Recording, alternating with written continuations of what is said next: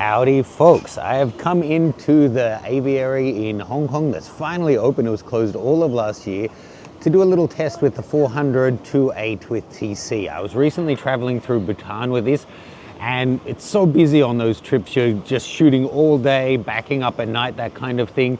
But my cursory feeling was that using external TCs on it really degraded the image quality noticeably. And it was better for me to just crop the shots rather than add those in. So today I've brought along the 1.4 and 2 times teleconverters. I'm going to compare the 1.4 internal to the external, or how the two of them do compared to the 2 times teleconverter, and just go through the whole process. Now, I didn't want to go in the lab and do like charts, because a lens like this you need to be shooting in a real world situation at the suitable distances, having atmospheric haze to see how the lens is really doing. So we're going to come out here, try and find some comparable bird shots and see how all these different variations do.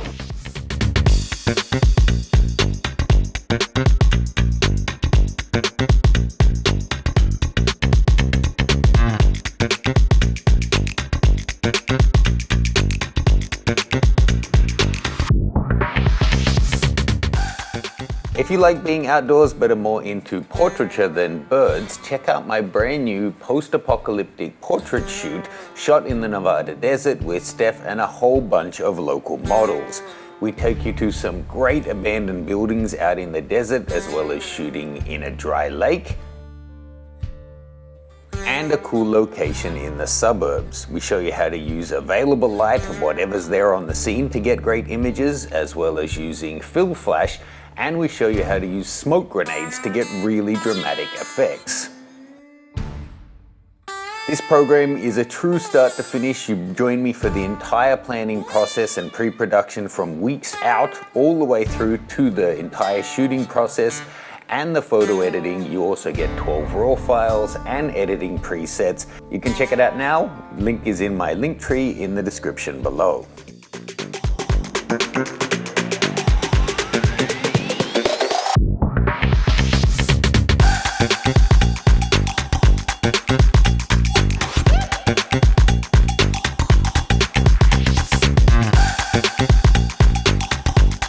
Hey, they're making baby birds.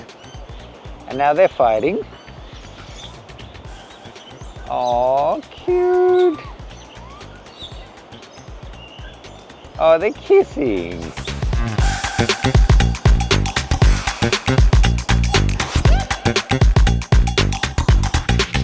If you want to see the real detail in these files, folks, head on over to learn.mattgranger.com. There's a link below, and you can download a pack of raw files to pixel peep them for yourself.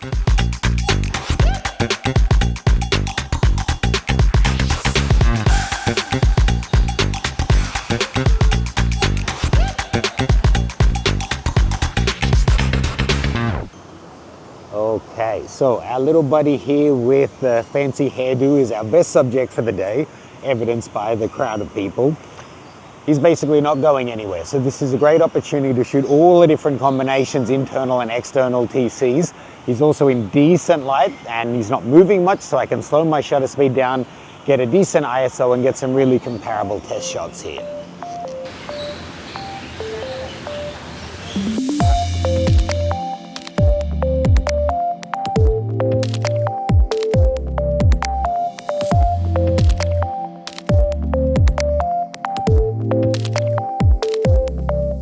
Now, one thing to note here, when I engage the 2 times and the 1.4 internal, it's so close on his face that depending on the angle, the camera doesn't recognize it as a bird anymore.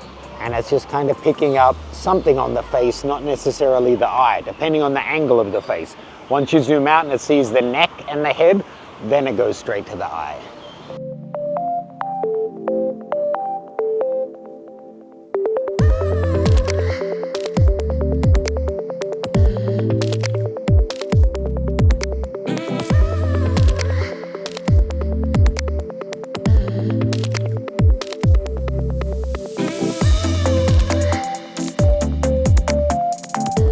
So I was just explaining to Honey about the different teleconverters and what they do and the extra reach and the light that you lose and all the different trade-offs one using internal versus external, or internal and internal versus the 2 times external.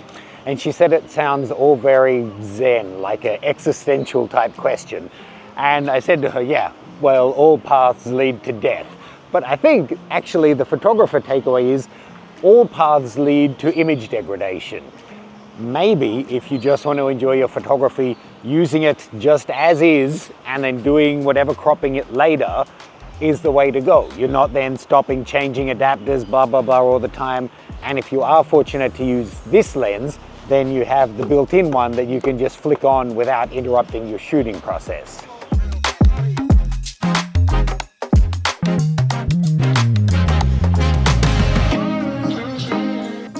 If you're a Nikon Z shooter, check out my expert setup guide. It takes you through every single camera in the range, how to initially set them up, what every physical control on them does, and how you can customize them for your style of shooting. For example, you might want to set up custom profiles specifically for your bird photography that remaps different buttons for the kind of features that you tend to use. Full details are in the description below. So as you saw in those images, apart from the image quality hit you take with teleconverters, you're getting a double hit of higher ISO because the birds are often not in perfect light. You can be getting up into the thousands of ISO. So I have a model who's much more willing to stay still whilst I try different options, unlike the birds that like to fly away.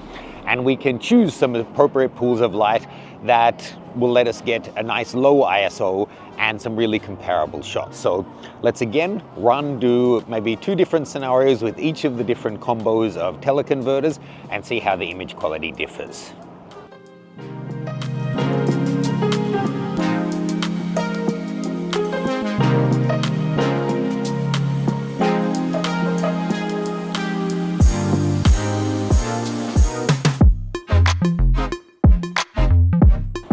So even here where we're not shooting in shadows particularly, it's indirect light, and once I had the 2 times TC on, especially with the internal as well, I was up at like 1200 ISO, something like that, so still not ideal.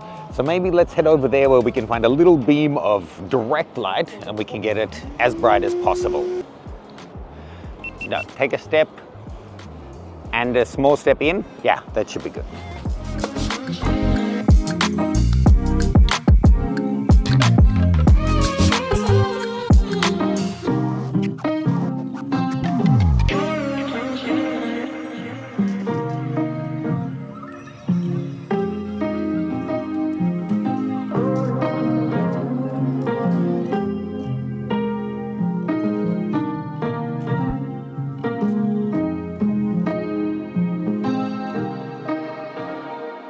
Okay folks, so that was quite fun. I have to say, having been through and looked at the results, honestly, I'm kind of surprised, and it's not the conclusion that I thought I was going to make to this video.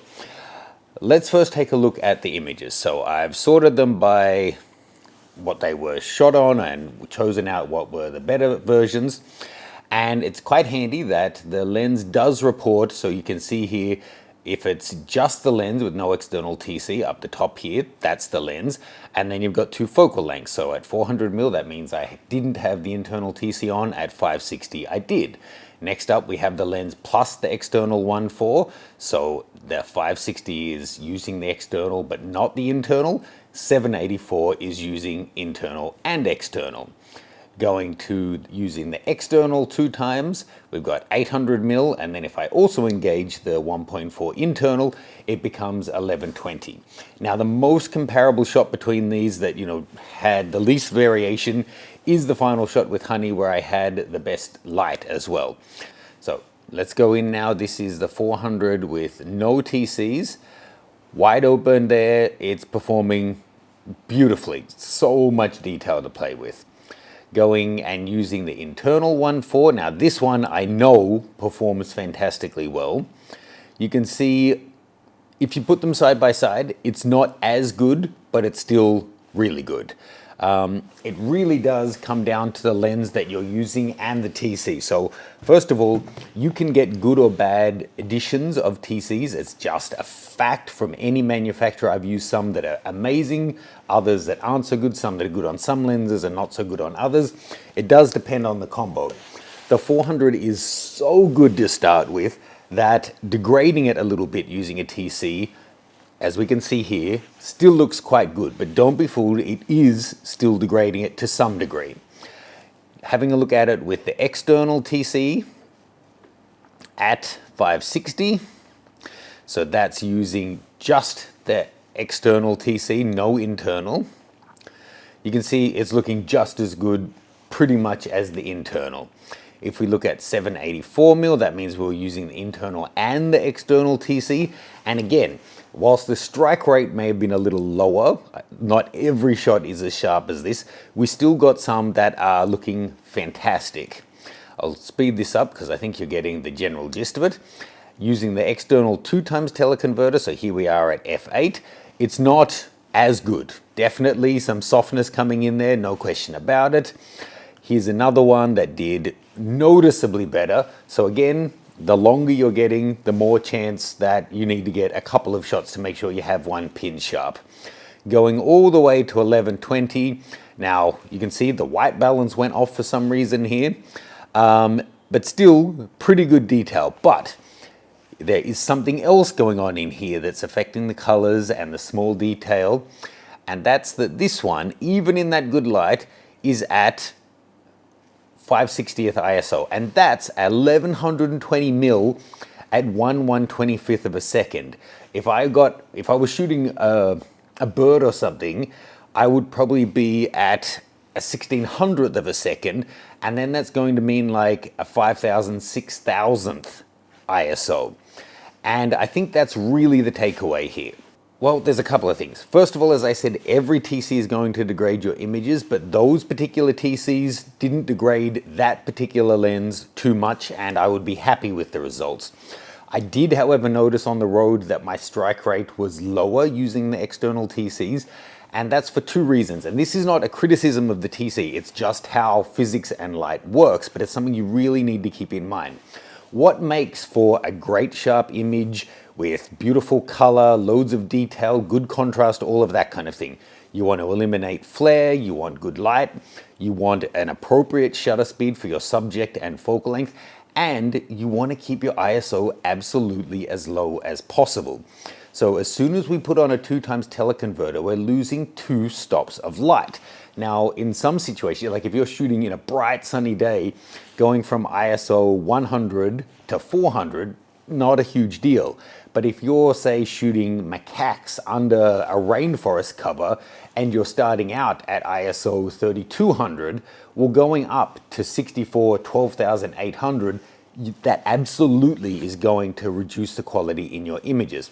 Also, how you can effectively handhold also needs to double. And again, not a criticism, it's just a reality check. So if at 400mm you need to be at 1200th of a second, let's say, to get the bird flying nice and sharp, once you add a 2x teleconverter and you're now at 800mm, you might find that you need to put your shutter speed up by half a stop or a full stop, and you've also lost 2 stops of aperture. That means your ISO could be up an extra stop. So you could be looking at being 3 stops beyond on your ISO because you're using that 2x teleconverter.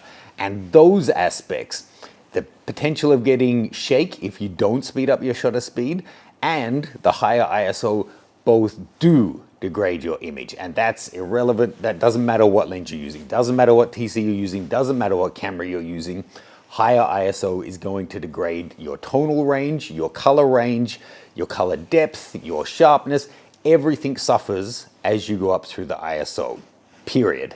So look, download the files for yourself and check it out, but I think it comes down to 2 things, and unfortunately I can't give you a definitive. It is going to depend on you, but it's going to be, 1, what is your final use of the image? If you're only sharing on social media, and don't take that as any kind of shade, I don't mean only as in that's less important, but you don't need 60 megapixels for sharing on social media. It's going to end up being like a 12 megapixel maximum file that you share. So in that case, cropping is probably the better option. You're going to be able to shoot at a slower shutter speed, have a lower ISO, and still have plenty of resolution for that kind of application. Whereas if you're printing and you're printing large And depending on what camera you're starting out with, maybe you have room to crop, maybe you need every megapixel and you shouldn't crop. The other thing is, how much light do you have to work with? Because there's just no getting away from it. Depending on what your requirements for aperture, shutter speed, ISO are given using the TC, where are you going to be? If you're starting out at ISO 64, for example, and you have your exposure balanced, then adding a 2x TC or a 2 and a 1.4 and increasing your shutter speed to, keep up with the focal length may only get you up to like a 400 or a 500 ISO, which could be completely fine for printing or social media. But if you're starting out at like 1600, you might end up around 8000 ISO, and on most cameras, you're going to take a huge image quality hit. So how much light do you have to work with? What's your final application? That's going to determine whether you should crop or use TCs. Download these sample files and you can see for yourself how they kind of pan out. Thanks guys, I hope you found that useful.